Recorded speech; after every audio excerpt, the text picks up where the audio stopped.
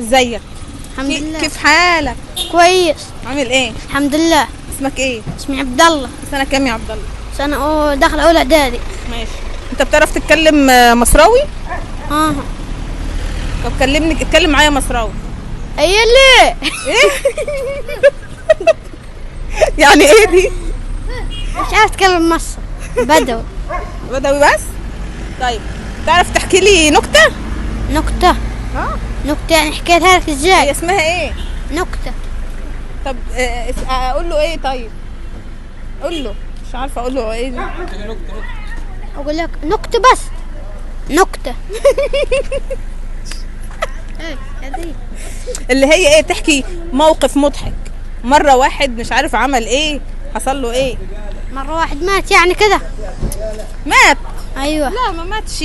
مرة واحد أغمى عليه. يا لهوي، اغمى عليه. طرش. طرش ايه؟ طرش دي يعني انتحر. بقول لك حاجة حلوة، حاجة حلوة. احكي لي حاجة حلوة تضحكني تخليني ضحاكة. مثلا سير ركب على فرس نقز بوقه. ايه؟ نار. استنى يا عبد الله، احكيها لي تاني، قولها لي بالراحة. انت متحشد؟ لا ما تتحشدش، تعال قول لي. اقول لك ايه؟ قول لي اللي انت كنت تقولها دي اللي تضحكني. لو كنت مش بتصور هعمل لك مشكلة. ها يعني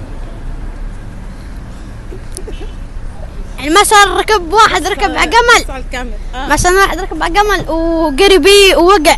ايوه هي دي كده نكتة ضحكني. انت عايز تضحكي كيف؟ يعني مثلا كلب. يعني ماشي، الكلب عمل ايه؟ مثلا كلب ماشي كده كل القطة ولا طب عليها. هو انت ليه كل الحاجات اللي بتحكيها فيها موت ومآسي وحزن كده؟ لا ده كده عيب، كده ده كده كلام كبير ما ينفعش. نكتة ازاي؟ اقفل يا عم.